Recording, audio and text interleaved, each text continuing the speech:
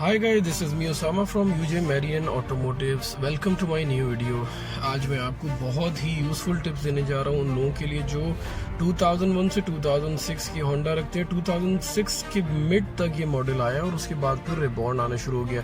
तो अब मैं आपको बताने जा रहा हूँ कि स्पीडोमीटर के डायग्नोस्टिक्स के लिए आपको इलेक्ट्रीशियन के पास जाने की ज़रूरत नहीं है। अगर कोई आपकी स्पीडोमीटर की गेज, आरपीएम मीटर की गेज या फिर स्पीडोमीटर की गेज या फिर फ्यूल गेज या फिर टेम्परेचर गेज में या फिर ट्रांसमिशन की इंडिकेशन में अगर कोई प्रॉब्लम आपकी गाड़ी में अचानक से आ जाता है तो आप इलेक्ट्रिशियन के पास जाने से पहले खुद डायग्नोस कर लें कि प्रॉब्लम आया कि ये स्पीडोमीटर में है या फिर कोई और इलेक्ट्रिकली प्रॉब्लम है या फिर कोई वाकई कोई सेंसर प्रॉब्लम कर रहा है कि आपका टेम्परेचर गेज का सेंसर काम नहीं कर रहा है या फिर फ्यूल गेज काम नहीं कर रहा है आपका, या फिर स्पीडोमीटर में प्रॉब्लम है। तो दो प्रॉब्लम आपकी हो सकती हैं। तो वाकई प्रॉब्लम जो फॉल्ट है वो हुआ है, और अगर फॉल्ट नहीं हुआ है, अगर स्पीडोमीटर का फॉल्ट है तो आप वो भी चेक कर सकते हैं।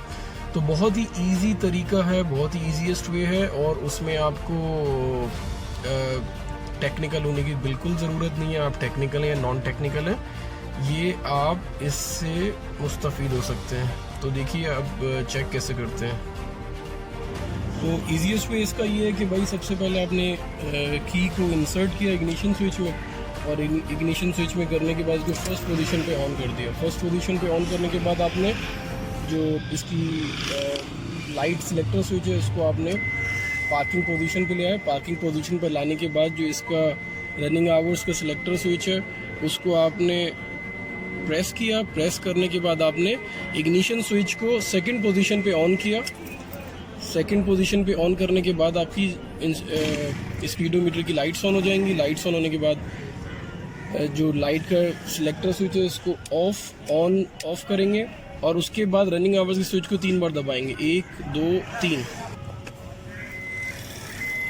इससे आपको इंस्ट्रूमेंट गेज की तीनों नीडल्स फुल पे जाएंगी, और फुल पे जाने के बाद वापस ज़ीरो पे आएंगी। तो इसका मतलब ये कि आपकी नीडल्स सही प्रॉपर काम कर रही हैं, कोई गेजेस का किसी का प्रॉब्लम नहीं है। दूसरा, आप ट्रांसमिशन चेक कर सकते हैं।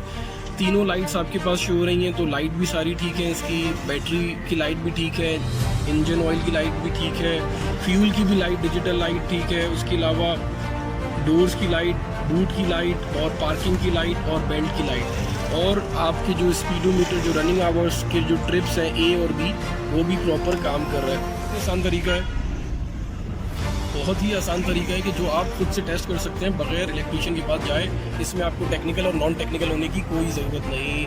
और देखते रहिए मेरी वीडियोस, इंशाल्लाह नई वीडियोस के साथ फिर आपके सामने आऊँगा। जब तक अल्लाह हाफिज़।